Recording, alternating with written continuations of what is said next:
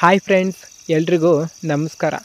ಇವತ್ತು ನಮ್ಮಲ್ದಲ್ಲಿ ಒಂದು ಅರ್ಧ ಎಕರೆಗೆ ಕೊತ್ತಂಬರಿ ಸೊಪ್ಪು ಮತ್ತು ಸಬ್ಬಸಿಗೆ ಸೊಪ್ಪನ್ನ ಹಾಕಿದ್ವು.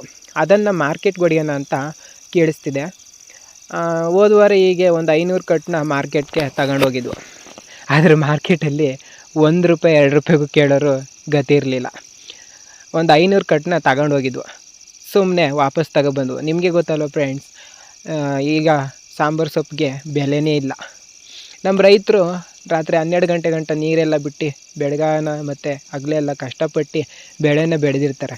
ಆದರೆ ರೈಟ್ ಇಲ್ದೇ ರೋಡ್ ಓಡಿಸ್ಬಿಡ್ತಾರೆ. ಆ ಥರ ಆಗೋದು ಬೇಡ ಅಂತೇಳ್ಬಿಟ್ಟು ತಗೊಂಡು ಹೋಗಿದ್ವು. ಆದರೆ ಒಂದು 200-300 ಕಟ್ಟು ಮನೆಗೆ ವಾಪಸ್ ತಗೊಬಂದೆ. ಹೋದ ವಾರ ತಗೊಬಂದು ಇನ್ನೇನು ಮಾಡೋದು, ಹಸಿಗೆ ಹಾಕಿದ್ವು ಅಷ್ಟೇ. ಇನ್ನು ವೇಸ್ಟ್ ಮಾಡೋಂಗಿಲ್ಲ ಅಂತ ಹಸಿಗೆ ಹಾಕೋದು ಫ್ರೆಂಡ್ಸ್. ಇವತ್ತು ನೋಡೋಣ ಅಂತ ಒಂದು 100 ಕಟ್ಟು 200 ಕಟ್ಟು ತಗೊಂಡು ಹೋಗ್ತಾಯಿದ್ದೀನಿ ನಾಡಿಕೆ. ಏನಾಗ್ತದೋ ಗೊತ್ತಿಲ್ಲ.